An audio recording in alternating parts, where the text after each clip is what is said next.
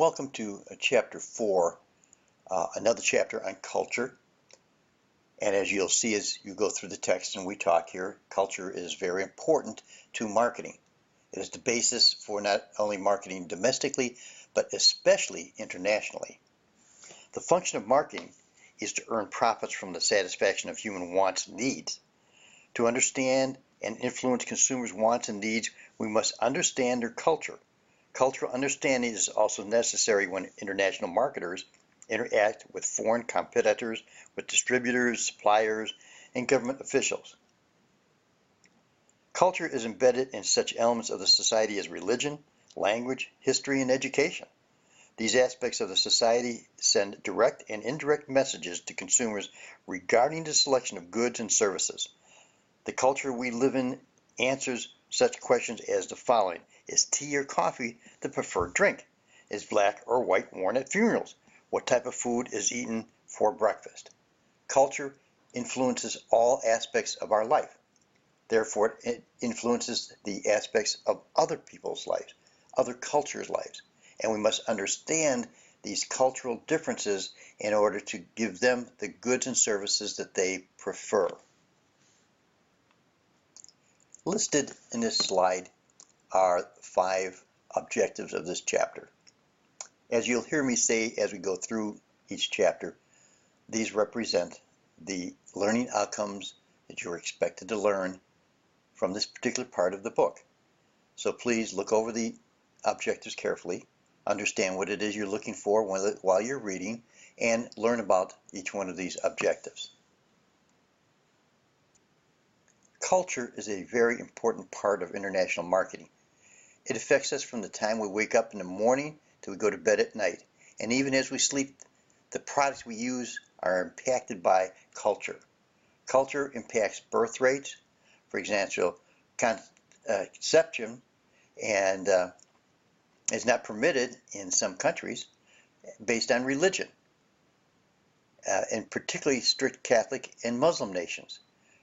Rich and developed countries are not adding to their population growth due to lifestyle, higher education levels, as well as women in the workplace. This is reflected in a decline in birth rates in the developed world.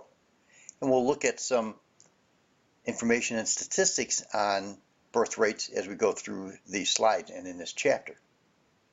Culture is who we are. It is all around us and is very important to people around us, around the world. We need to learn as much as we can about the culture of other people if we are going to work in their country. Here's a chart on birth rates in 3 selected countries. And I'd like you to review these charts in your textbook at your convenience as you read through and think about how these population growth statistics affect marketing. As you see in these growth rates, all 3 nations have had a decrease in the amount of birth rate. The first one is the United States, and it's declined, but its rate was a little about 20%, a little above 20% or 25% at 1960. And that was kind of towards the end of the baby boom era, which ended in '64. And you see we've had a bit of a decline, but it's kind of leveled off at about 15%. Whereas Singapore started out with almost a 40% birth rate in the 60s, and they've drastically decreased the birth rate to where it's now just above 10%. Japan as well has their birth rate down below or right at 10%. So you can see how nations, particularly these 3 developed countries, have their birth rates change over this 40-year period of time. So as an extra credit offer to you, if you would send me a 1-page analysis on what these changes mean in terms of marketing, we'll get you some extra credit in this course. Different types of food are consumed in different cultures. For example, in hot tropical countries, spicy food is eaten as spices preserve the food even without refrigeration. The geography of a country also shapes food habits. The Japanese eat a lot of fish and seafood since there is the primary source of food for a country made up of tiny islands in the Pacific Ocean. The French are famous for wines and champagne because of the weather and soil that are so conducive to grape farming. Diseases also follow food habits such as lung cancer in Spain due to excessive smoking, liver disease in Germany due to consumption of fatty foods. So cultures affect our health because of the habits that people continue to follow within that culture. This chart gives us a little more detail on culture and their eating patterns or consumption patterns. The patterns of consumption tell us about a society and their purchasing habits. You can see how nations stand out in their consumption of specific foods.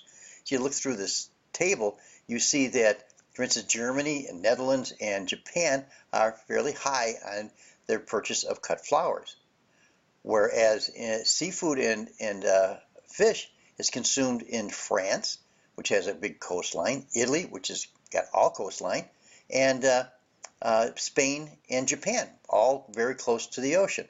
Whereas we look at the Netherlands and Germany, which is landlocked for a great portion of its border, has lower consumption. Now they all have consumption of these seafoods, but the rate is so much different between them.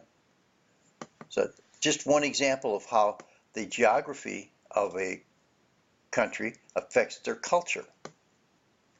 This chart provides more data on the consequences of consumption. We see that life expectancies based on the country of origin and what kind of diseases then affect people in these countries. As you can see, life expectancy in Germany is 80 years, and the proportionate of per 1,000 that or 100,000 that wind up with a ischemic heart disease is about 160. So that's 1.6% then, and then another 27% with diabetes, and 51, which would be about 0.5% for lung cancer, and 0.12 in stomach cancer. As we look through the chart, you can see how different diseases affect societies. And then if you look at their food consumption and some of their other consumption habits, it starts to build a picture of what affects different cultures and how their culture and what they do within their culture affects their consumption patterns and their life expectancy or life habits. Here's a couple of definitions on culture, something that you might want to write down or at least read over carefully and understand and be able to use them in your reading, so it gives you more of a depth of understanding of culture itself. We as humans and consumers are able to adapt to changing environments through innovation. The species has survived for tens of thousands of years because of our adaptability to change. Yet change seems to be the hardest thing we do. People resist change. This chart provides us with the generic origins, elements, and consequences of culture, and it gives a breakdown, but at a very high level. Because individuals can learn culture from social institutions through socialization, in other words, where one is raised and how, and acculturation, which is adjusting to a new culture. We also learn and adapt to a culture through role modeling or imitation of peers. People also make decisions about consumption and products through application of their cultural base and knowledge. It all comes together to help us make decisions. So it's up to marketers to understand how consumers come about these decisions so that they can adjust their marketing programs to meet those needs. This is the end of our first set of slides for this chapter. There'll be 2 more sets. They're in short sections so that you can download them as you see fit or put them on your phone or however you'd like to read them, but they're made available in small sections. So this will be one of 3 for this chapter, and you'll see that occurring for all of the chapters.